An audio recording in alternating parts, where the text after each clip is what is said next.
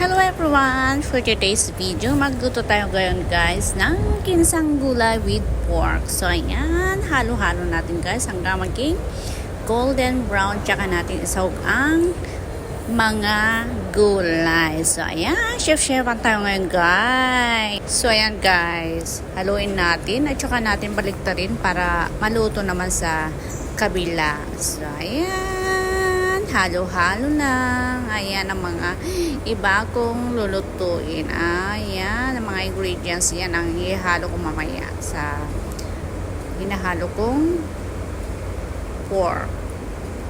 3 dish tayo ngayon guys. Ayan, walang kumpay na pagkahalo, pagbaliktad para maging golden brown siya para mas masarap.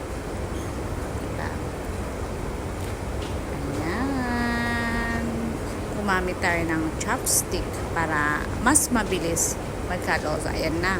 Malapit na. Ang daming mga oil guys. Oh. Pero mamaya-maya tanggalin natin ng oil kasi masyadong marami. Hindi healthy. Bawasan natin. So, ayan na nga. Tanggalan na natin. Nilagay natin sa maliit na mangkok. Bawasan natin yung mantika kasi madami. Oh, tignan nyo. Oh. Tsaka natin ihalo yung mga vegetable. Ayan, tignan nyo guys.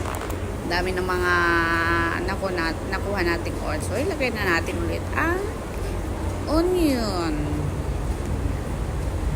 Masarap ang onion. Garlic. Mikos-mikos mo na yan. Ganyan. Pagaluin mo na lahat. Ayan ang steamed egg with tofu. Hindi pa tapos yan. So, ayan. Balik ulit tayo sa paghahalo ng gulay. Oh, yan. Na. Oh, bilis lang yan. Paghaluin mo lang, then tapos na.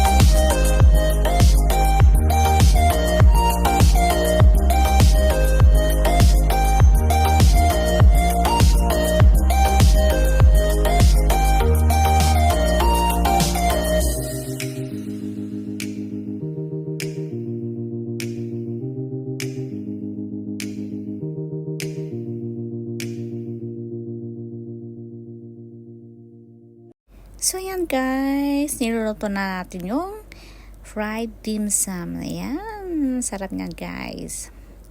Malapit na tayong matapos. So ayan. Antayin na natin mag golden brown bago natin ilagay sa strainer.